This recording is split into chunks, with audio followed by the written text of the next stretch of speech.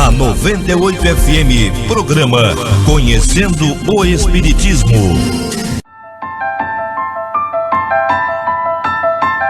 De todos os desvios da vida humana, o suicídio é talvez o maior deles pela sua característica de falso heroísmo, de negação absoluta da lei do amor e de suprema rebeldia à vontade de Deus, cuja justiça nunca se faz sentir junto dos homens sem a luz da misericórdia. Emmanuel, o Consolador, psicografia de Francisco Xavier. Uma campanha, Grupo Espírita A Caminho da Luz, Biguaçu, Santa Catarina. www.radiofraternidade.com.br. Programa Espírita Conhecendo o Espiritismo e Programa Espírita Luz e Fraternidade.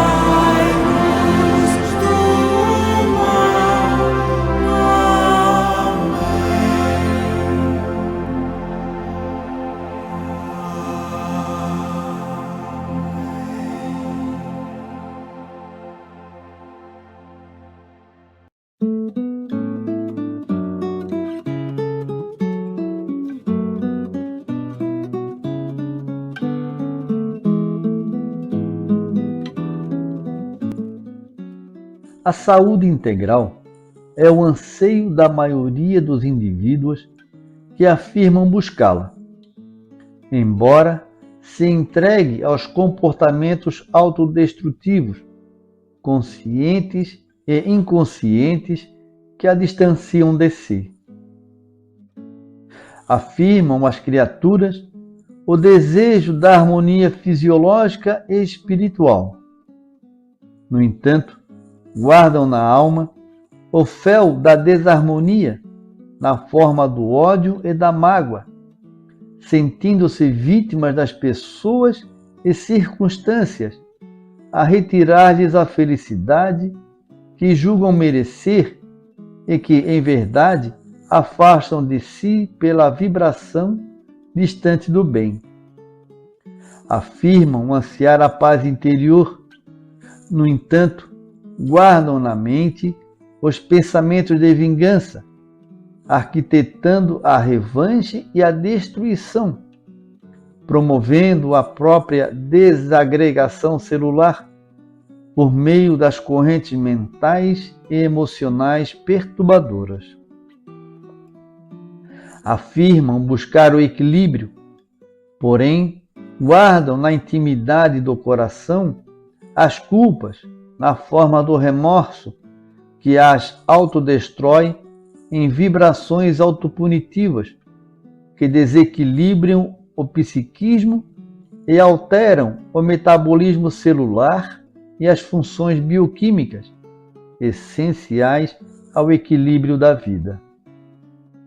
Afirmam se esforçar pela paz do ambiente doméstico. No entanto, alimentam a fofoca, a intriga, a disputa, com que se afastam ainda mais do foco desejado. A humanidade como um todo encontram-se enferma, afirmando desejar a saúde, construindo o desequilíbrio. Não há movimento de cura real sem os valores morais preconizados pelo Evangelho de Jesus. É necessário desejar a paz, mas é imprescindível abrigar o perdão e a fraternidade, a fim de legitimá-la. É importante ansiar a paz, mas é essencial buscar a harmonia no bem falar, no bem sentir e no bem agir, a fim de construí-la. É legítimo desejar a alegria doméstica. No entanto, é fundamental estender a compreensão, a fraternidade e a comunhão afetiva ao ambiente doméstico, a fim de se alcançar a paz de todos e para com todos.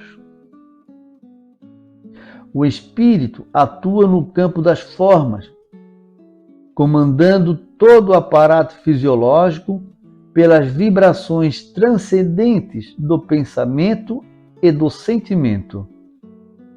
Sem que haja equilíbrio da alma, não se conquista a harmonia do corpo. Por isso mesmo, afirmam os orientadores espirituais Allan Kardec, que Jesus é o maior e melhor modelo dado por Deus aos homens, para lhes servir de guia e modelo.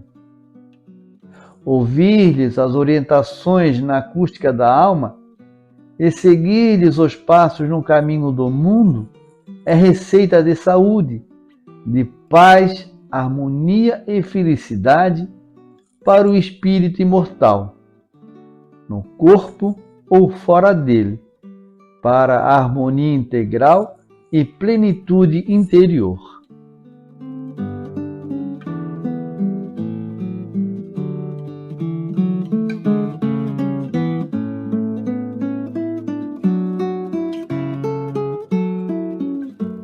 Por que o ódio que sentimos ou a cólera que alimentamos recai sobre nós?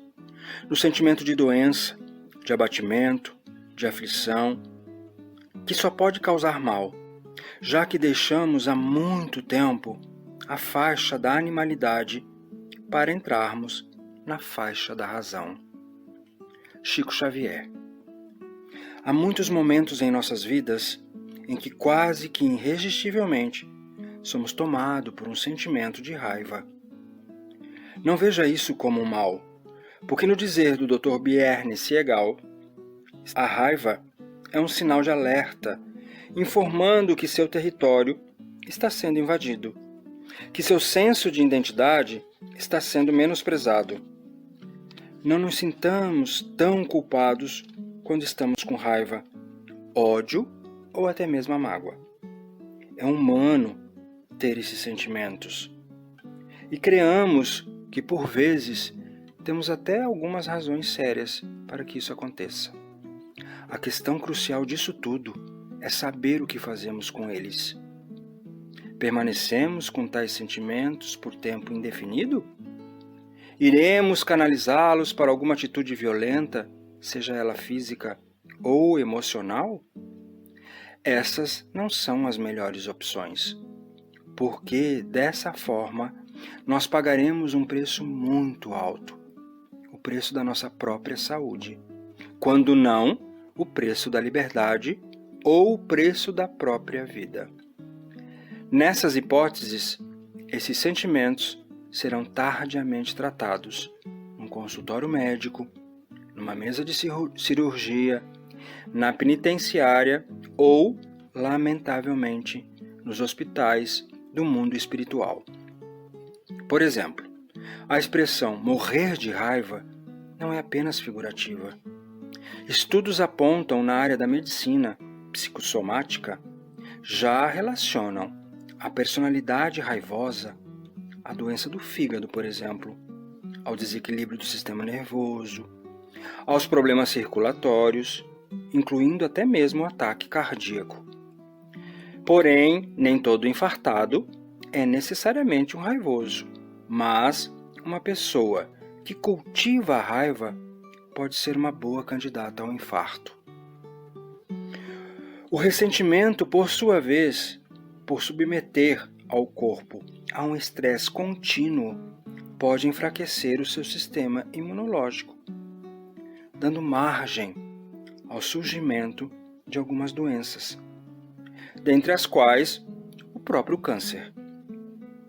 Também não faz bem reprimir, obviamente, esses sentimentos, que são negativos, pois assim eles apenas explodirão em algum outro lugar, provavelmente em nosso próprio corpo, ou com outra pessoa que nada tem a ver com a situação tão dolorosa que nós estamos passando naquele momento. Precisamos apenas senti-los, acolhê-los e dar a eles uma direção para canais mais saudáveis.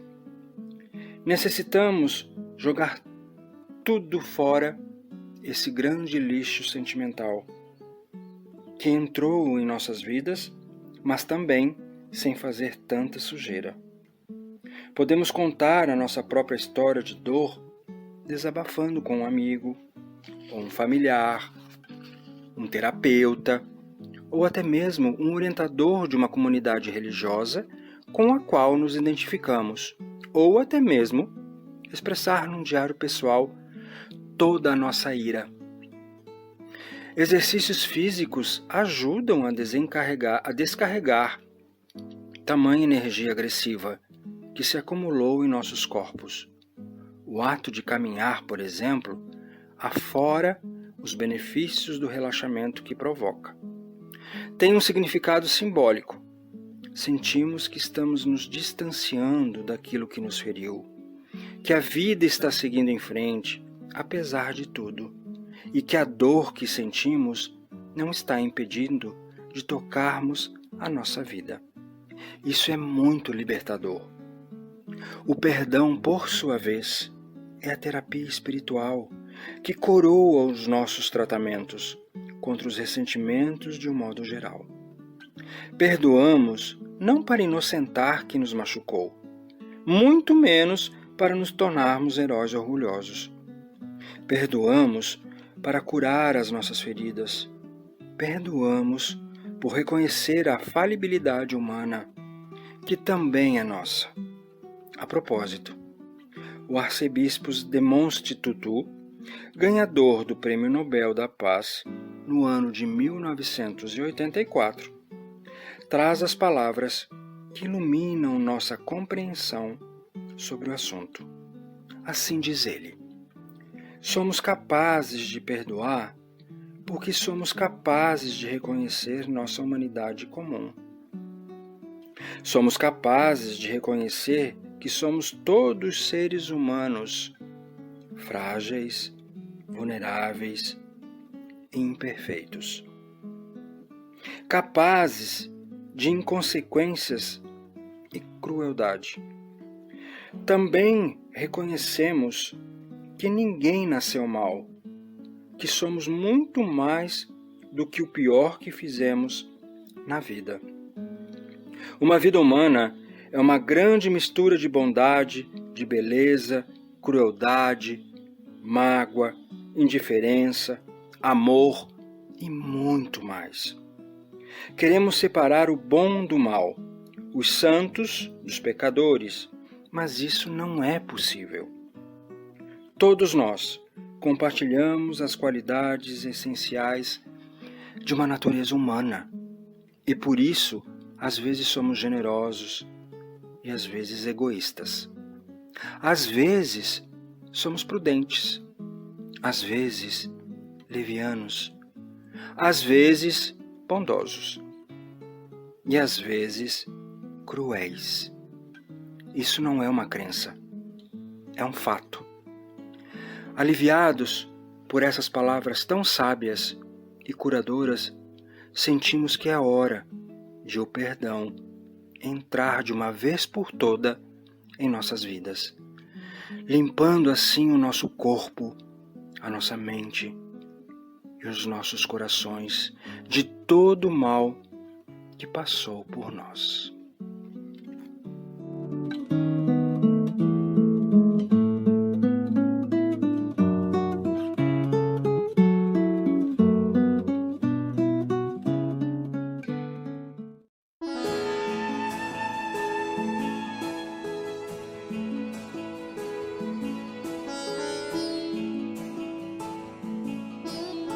O perdão.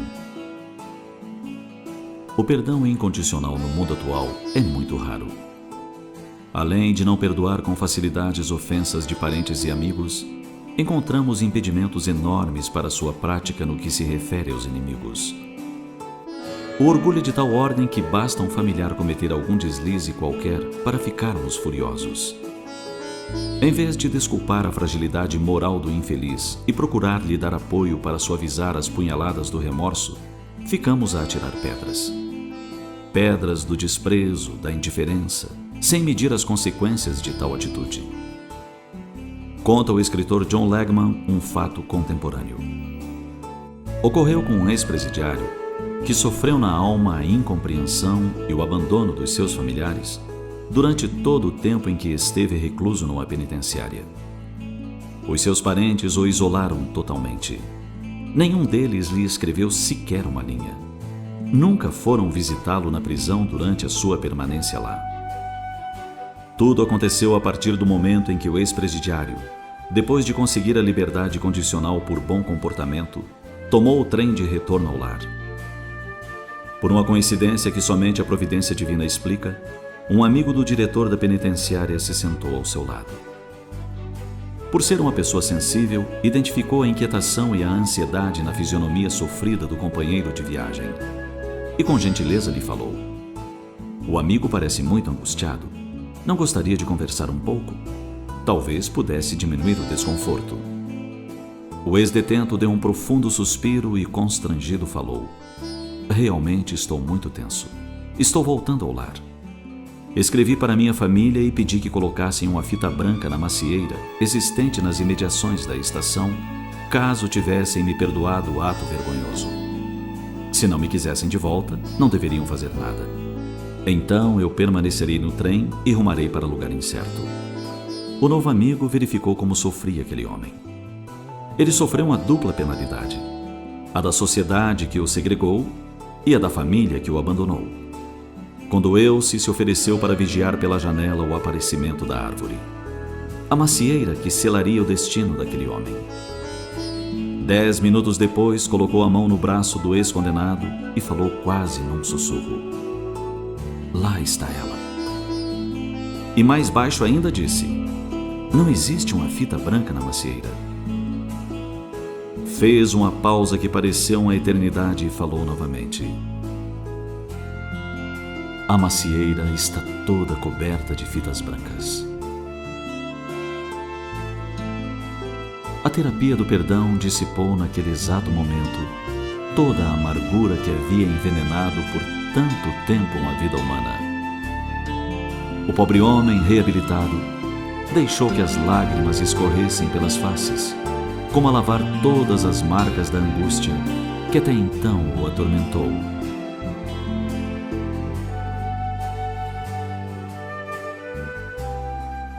A simbologia das fitas brancas do perdão incondicional deve ficar gravada em nossa mente. Deve nos lembrar sempre as palavras de Jesus: "Aquele dentre vós que estiver sem pecado, atire a primeira pedra." Quem de nós não necessita de perdão? Quem já não errou, se equivocou, faliu? A própria reencarnação é para cada um de nós o perdão incondicional de Deus, a nos oferecer uma nova chance para o resgate dos débitos e retomada do caminho, do aprendizado sem fim.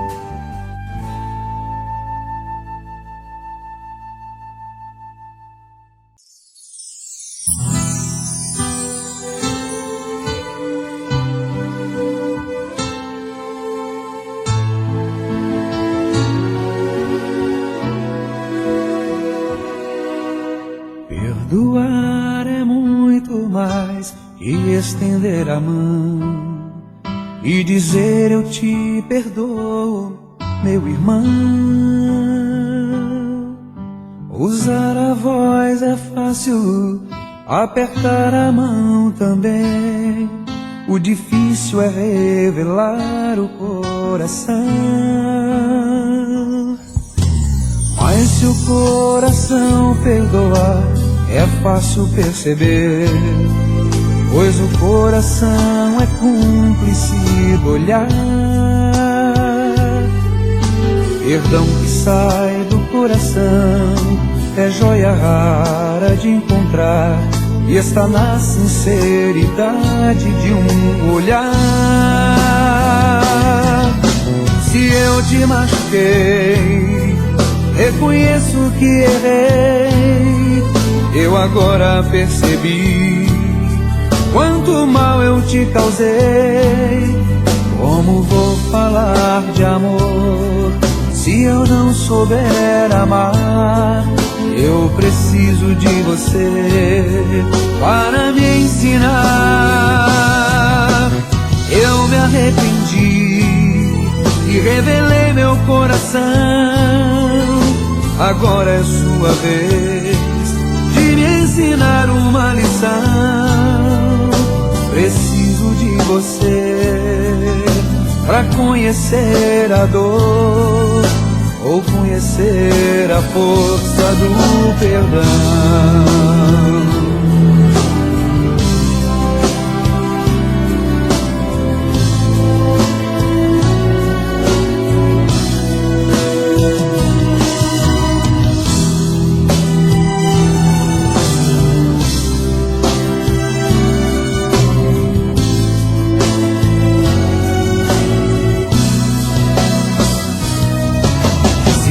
Te machuquei, reconheço que errei.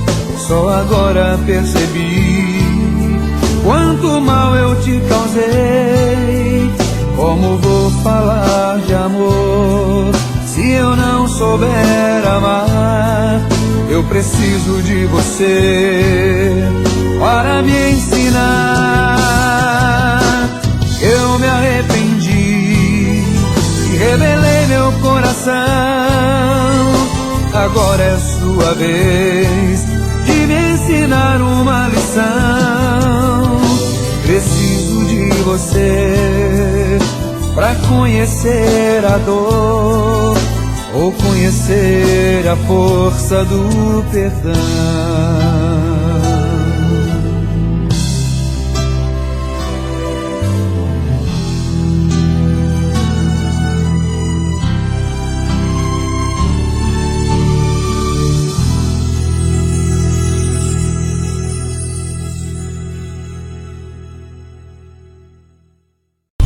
Na 98 FM, programa Conhecendo o Espiritismo.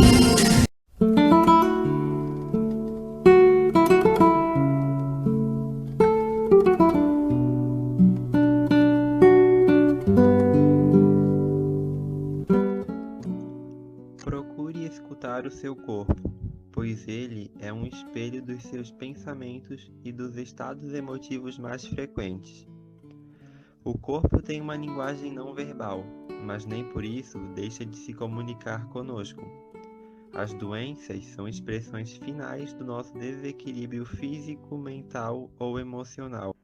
Os conflitos íntimos não resolvidos são muitas vezes somatizados em doenças. A maior parte das enfermidades é provocada por 4 estados emotivos básicos: mágoa, culpa, raiva e crítica. Procure diluir esses sentimentos o mais rápido possível, pois, do contrário, eles se converterão em potentes nódulos de energias negativas a dinamitarem a sua saúde. E quando as dores da alma não afetam o corpo, acabam por provocar neuroses, depressões, pânicos e psicoses variadas. O corpo, portanto, é instrumento do seu autoconhecimento. Não queira apenas tratar das consequências das enfermidades. Vá às causas para encontrar a cura real. Converse com seu corpo. Agradeça a ele os sinais de alarme que envia para que você reencontre o equilíbrio. Trate seu corpo com amor, pois sem saúde você não irá muito longe. É possível que alguma tendência mórbida se encontre escondida nos escaninhos da sua alma. Quem sabe, a enfermidade que o atormenta simbolize a punição sua ou de alguém muito próximo. Não ignore que, se o amor é o melhor agente da cura, o perdão é o caminho seguro que nos leva ao amor. Se você não estiver disposto a perdoar, saiba que a cura estará longe de você.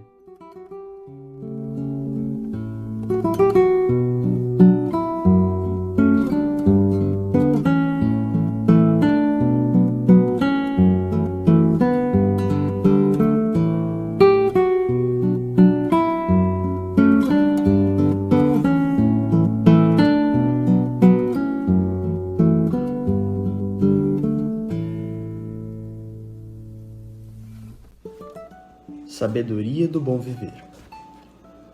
Quando a situação for boa, desfrute-a. Quando a situação for ruim, transforme-a. Quando a situação não puder ser transformada, transforme-se. Viktor Frankl. Todos nós passamos por 3 espécies de situações na vida: as boas, as ruins e as que não podem ser modificadas. Precisamos ter sabedoria para viver cada uma dessas experiências, tirando o ensinamento e proveito que elas nos propiciam.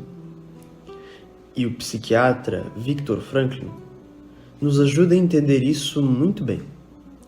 Nas situações boas, ele nos recomenda desfrutá-las. Parece óbvio o conselho, mas não é.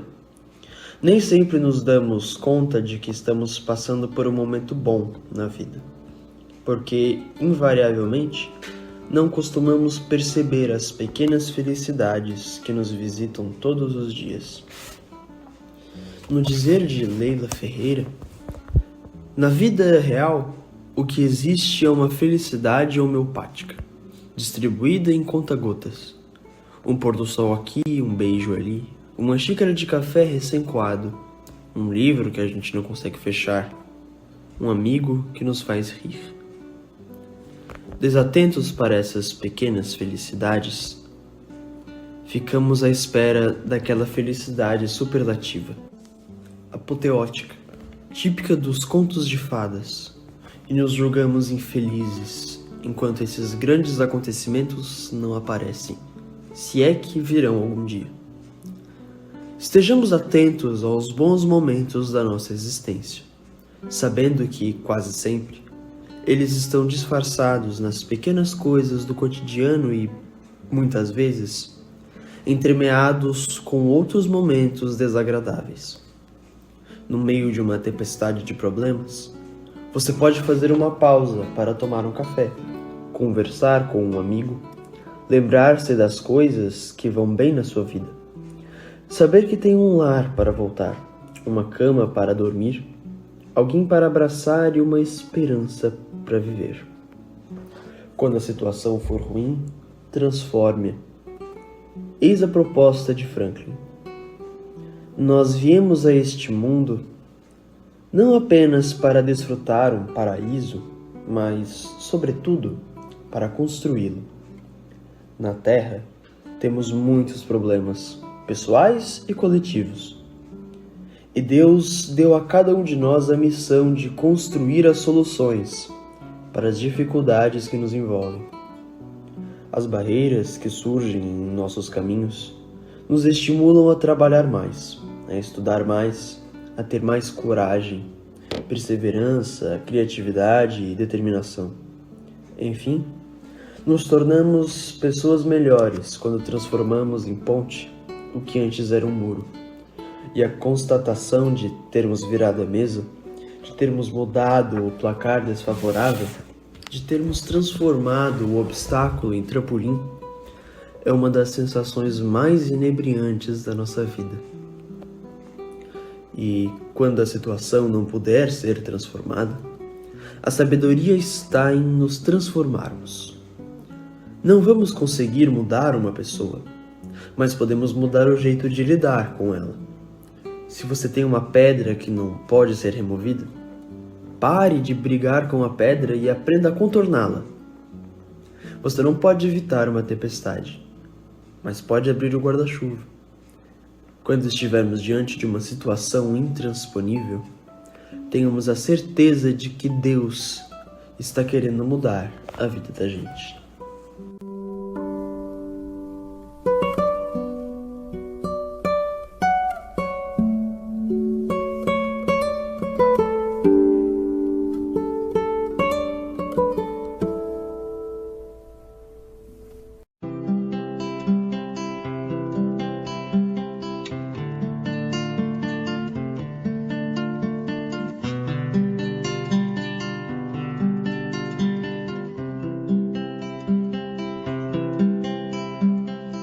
Fazei o que eu fazia quando vivia na terra.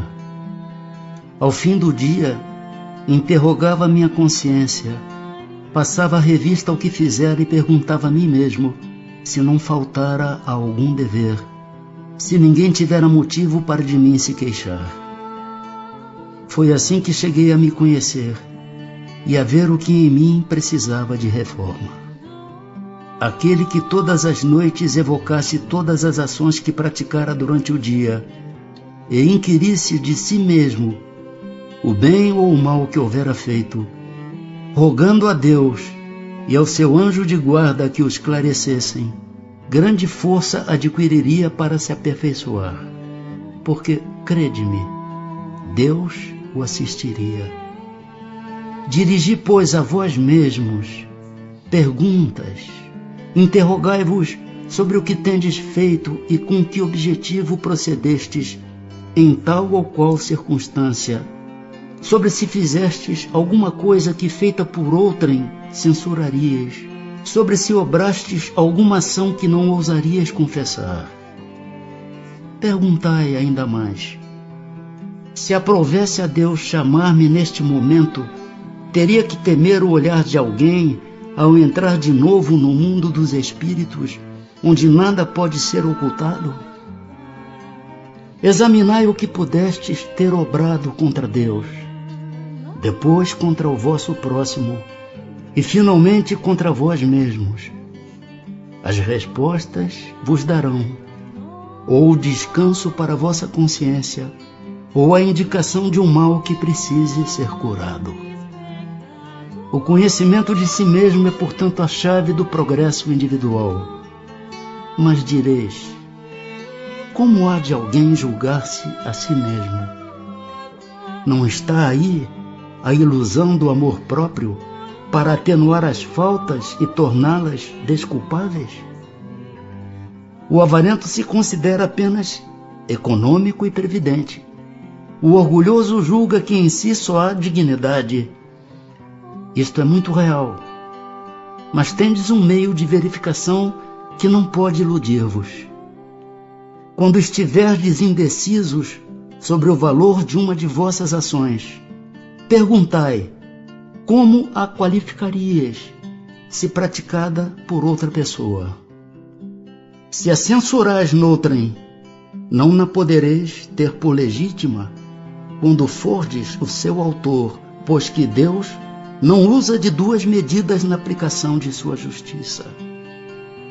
Procurai também saber o que dela pensam os vossos semelhantes, e não desprezeis a opinião dos vossos inimigos, porquanto esses nenhum interesse têm em mascarar a verdade, e Deus muitas vezes os coloca ao vosso lado como um espelho, a fim de que sejais advertidos com mais franqueza do que o que faria um amigo. Indague consequentemente a sua consciência. Aquele que se sinta possuído do desejo sério de melhorar-se, a fim de extirpar de si os maus pendores, como do seu jardim arranca as ervas daninhas. Dê balanço no seu dia moral, para, a exemplo do comerciante, avaliar suas perdas e seus lucros, e eu vos asseguro que a conta destes será mais avultada que a daquelas. Se puder dizer que foi bom o seu dia, poderá dormir em paz e aguardar sem receio o despertar na outra vida. Formulai, pois, de vós para convosco questões nítidas e precisas e não temais multiplicá-las. Justo é que se gastem alguns minutos para conquistar uma felicidade eterna. Não trabalhais todos os dias com o fito de juntar haveres que vos garantam repouso na velhice? Não constitui esse repouso o objeto de todos os vossos desejos, o fim que vos faz suportar fadigas e privações temporárias? Pois bem, que é esse descanso de alguns dias, turbado sempre pelas enfermidades do corpo, em comparação com o que espera o homem de bem? Não valerá este outro a pena de alguns esforços? Sei haver muitos que dizem ser positivo o presente e incerto o futuro. Ora, esta é exatamente a ideia que estamos encarregados de eliminar do vosso íntimo, visto desejarmos fazer que compreendais esse futuro, de modo a não restar nenhuma dúvida em vossa alma. Por isso foi que primeiro chamamos a vossa atenção por meio de fenômenos capazes de ferir-vos os sentidos, e que agora vos damos instruções que cada um de vós se acha encarregado de espalhar. Com esse objetivo é que ditamos o Livro dos Espíritos. Santo Agostinho.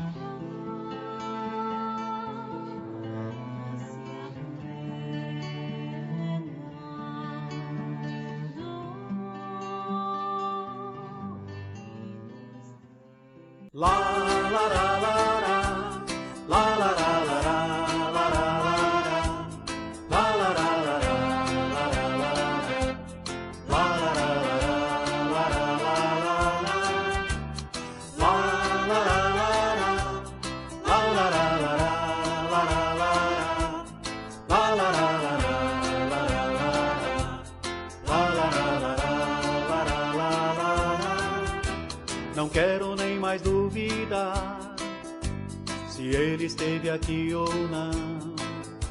Somente pelo teu olhar e o bem que ele fez pelo meu coração. Eu era como a palha ao vento, não tinha como acreditar. Eu sinto que mudei por dentro, ele me deu a força, me ensinou a amar. Sou feliz, agora eu aprendi a cantar, porque o teu amor me fez sorrir, me fez sonhar.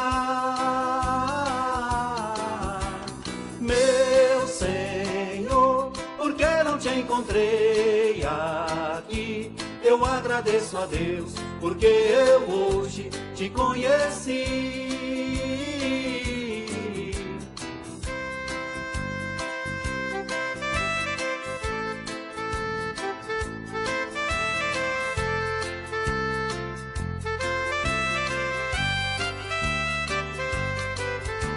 Não quero nem mais duvidar se ele esteve aqui ou não. Somente pelo teu olhar e o bem que ele fez pelo meu coração.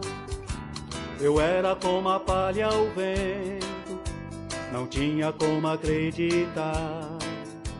Eu sinto que mudei por dentro, ele me deu a força, me ensinou a amar.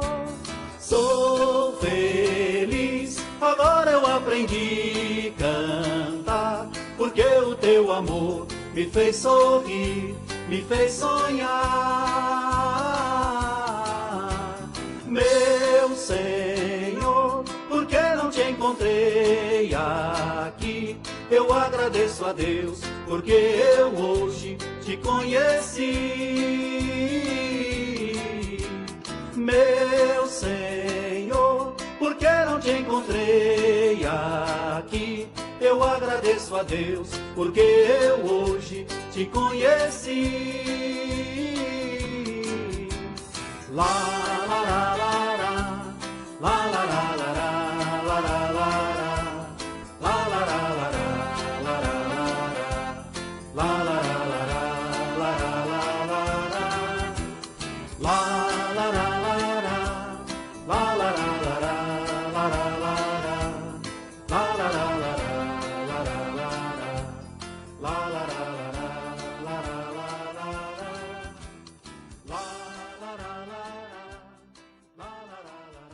A caridade é um exercício espiritual.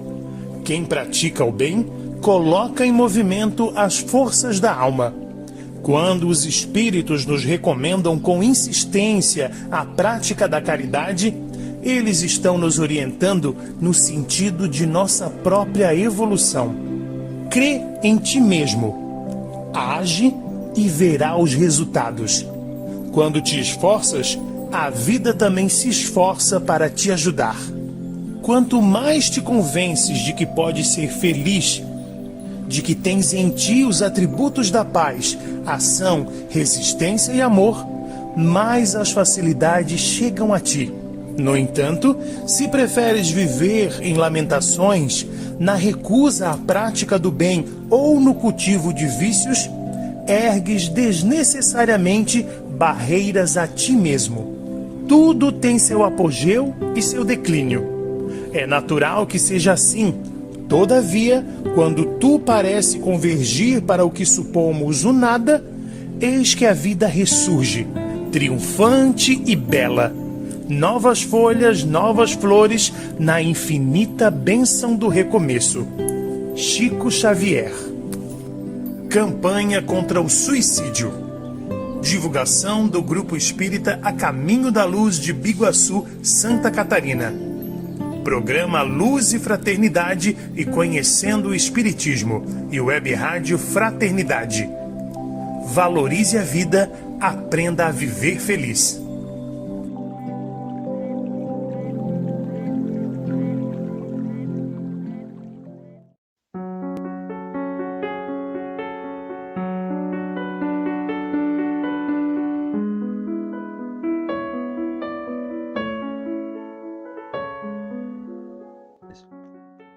Não deixe de comemorar as suas vitórias, mesmo as mais pequeninas. A vida não é só feita de lutas, mas também da celebração das nossas conquistas. O prazer da vitória nos estimula a novos empreendimentos. O atleta se esforça sonhando com a medalha olímpica.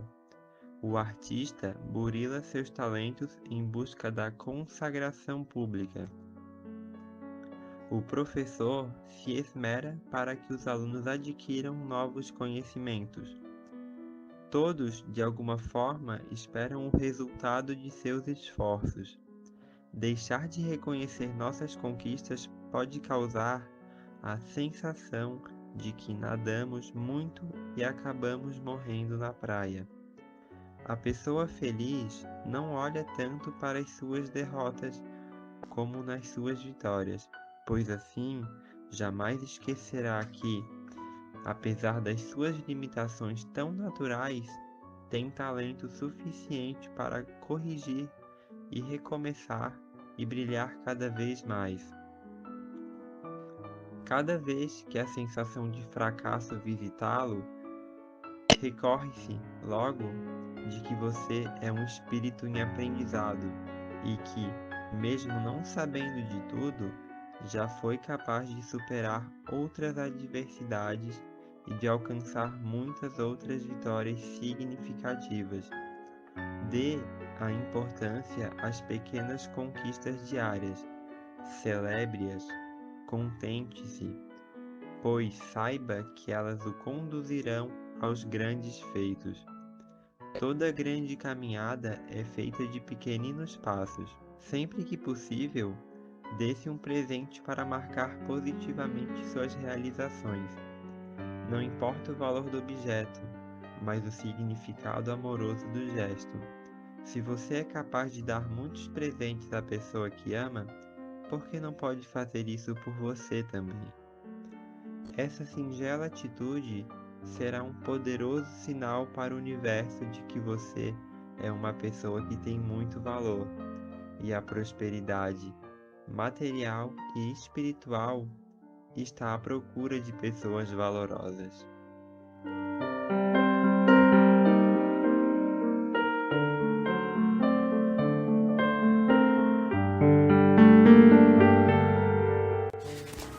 Banco do Céu. A preocupação com os bens materiais é natural, faz parte da vida humana. Mas o importante, o que de fato valoriza a vida, são os gestos que rendem juros e correção na conta aberta em nome de cada um de nós no Banco do Céu. Irmã Dulce. A maioria das pessoas tem uma conta corrente aberta em instituição financeira. Para a Irmã Dulce, a religiosa da Bahia, que realizou um notável trabalho de amor ao próximo, todos nós também temos uma conta corrente aberta no Banco do Céu. Segundo Irmã Dulce, os investimentos que fazemos nessa conta celestial é que dão valor à nossa vida aqui na Terra. Isso se explica pelo simples fato de que os valores da conta corrente da Terra são transitórios e os valores da conta corrente do céu são eternos. Qualquer investidor escolheria uma aplicação financeira que lhe rendesse lucros permanentes e intermináveis. O patrimônio material é passageiro, muda de mão em mão com facilidade. Ele acaba aqui mesmo, na vida física, antes da nossa morte ou no exato instante dela.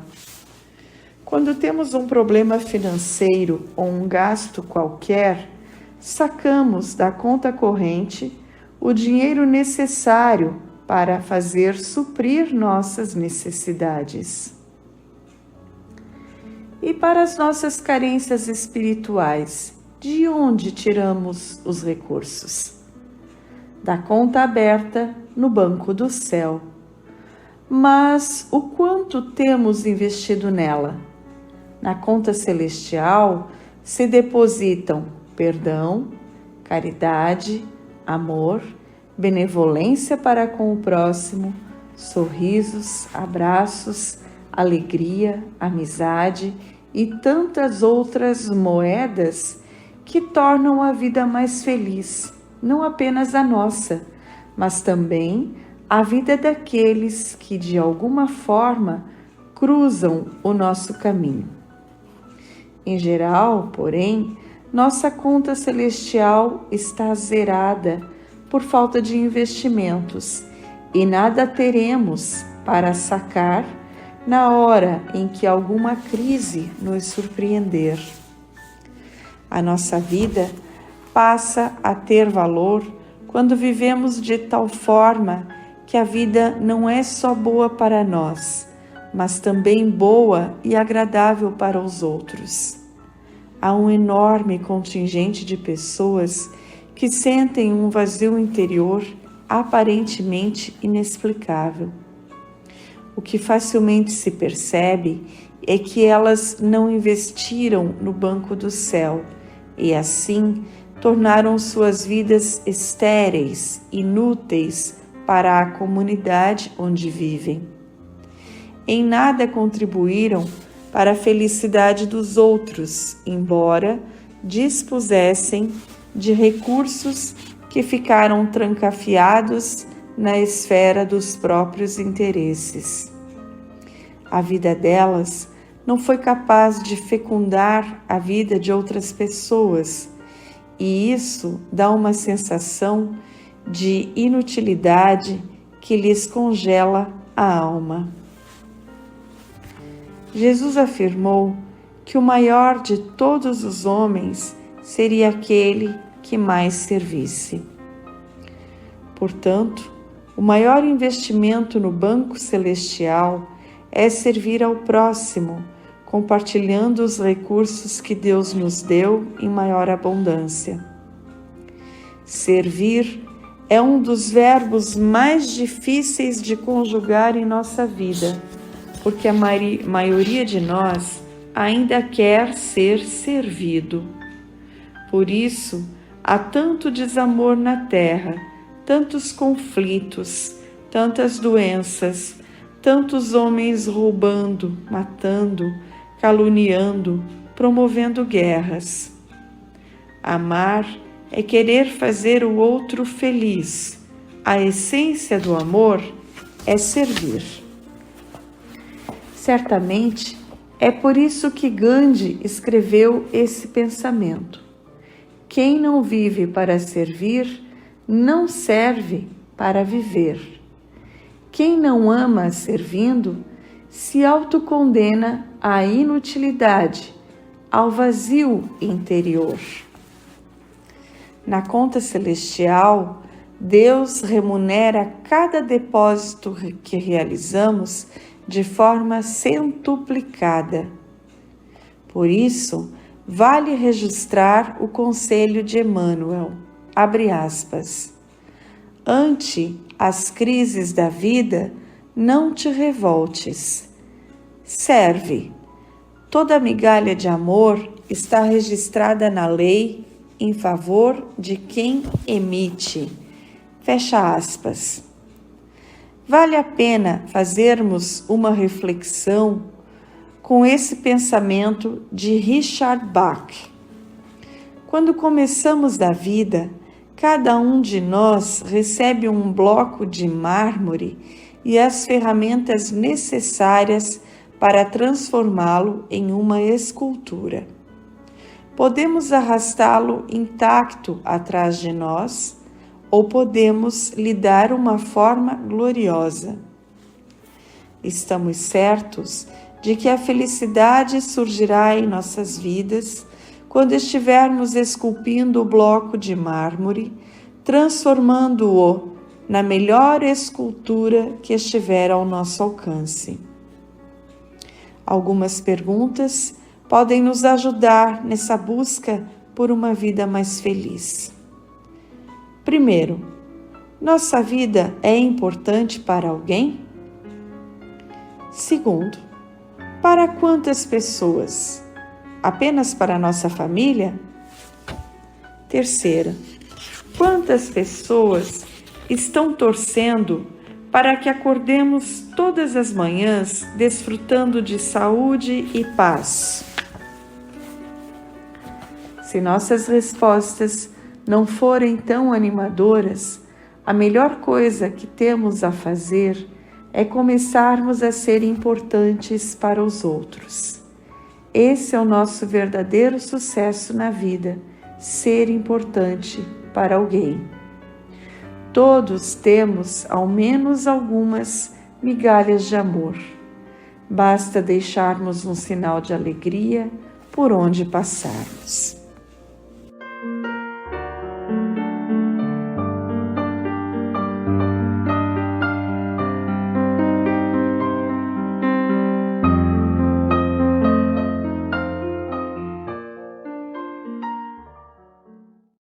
Poema da gratidão.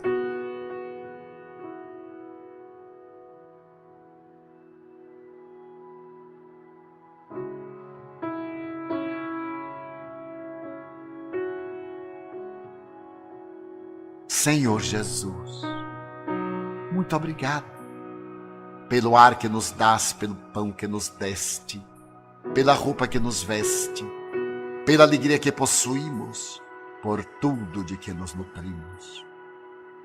Muito obrigado pela beleza da paisagem, pelas aves que voam no céu de anil, pelas tuas dádivas.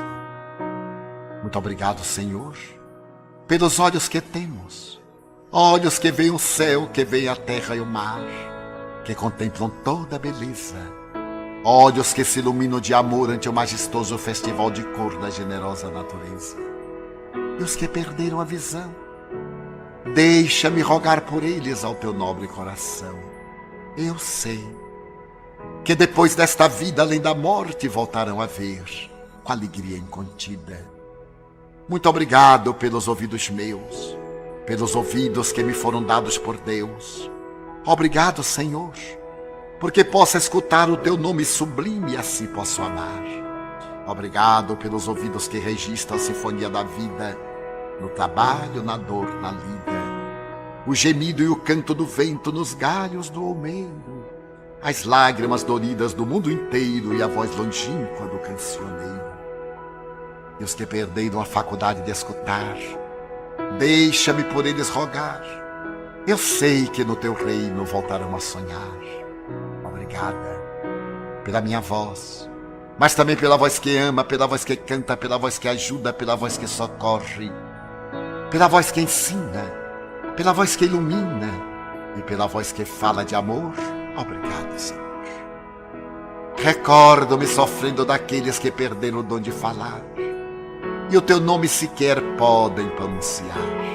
Os que vivem atormentados na afasia e não podem cantar nem à noite nem ao dia. Eu suplico por eles, sabendo que mais tarde no teu reino voltarão a falar. Obrigado, Senhor, por estas mãos que são minhas, alavancas de amor do progresso da redenção. Agradeço pelas mãos que acenam a deusas, pelas mãos que fazem ternura e que socorrem na amargura, pelas mãos que acarinham, pelas mãos que elaboram as leis e pelas que as feridas cicatrizam, retificando as carnes partidas, a fim de diminuírem as dores de muitas vidas, pelas mãos que trabalham o solo, que amparam o sofrimento e estancam lágrimas, pelas mãos que ajudam os que sofrem, os que padecem, pelas mãos que brilham nestes traços como estrelas sublimes fulgindo nos meus braços, e pelos pés que me levam a marchar, ereto, firme a caminhar, pés da renúncia que seguem humildes e nobres sem reclamar, e os que estão amputados, os aleijados, os feridos e os deformados, os que estão retidos na expiação por crimes praticados noutra encarnação. Eu rogo por eles e posso afirmar que no teu reino, após a lida desta dolorosa vida, poderão bailar em transportes sublimes, com os seus braços também afagar. Sei que lá tudo é possível quando tu queres ofertar, mesmo que na terra pareça incrível. Obrigado, Senhor, pelo meu lar, o recanto de paz, a escola de amor, a mansão de glória, o pequeno quartinho, o palácio, o tapera, o tugúrio, a casa de miséria. Obrigado, Senhor, pelo amor que tenho, pelo lar que é meu. Mas se eu sequer nem o lar tiver, o teto amigo para me abrigar, nem outra coisa para me confortar, se eu não possuir nada, senão as estrelas e as estradas, como sendo leito de repouso e o suave lençol, e ao meu lado ninguém existir, vivendo e chorando sozinho ao léu, sem um alguém para me consolar, direi, cantarei ainda, obrigado, Senhor, porque te amo e sei que me amas, porque me deste a vida jovial, alegre, por teu amor favorecida. Obrigada, Senhor, porque nasci. Obrigado, Senhor, porque creio em ti e porque me socorres com amor hoje e sempre. Obrigado, Senhor.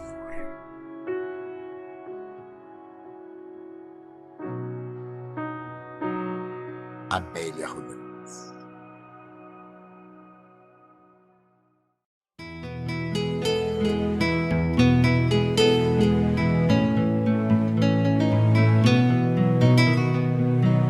Cada riso e dor, de cada espinho e flor, construo a casa do meu meu Senhor. Com que o mundo abandonou, de cada pedra do chão construo o templo do coração. Cada dia que vem, cada dia que vai, ergo em minha casa de meu Pai.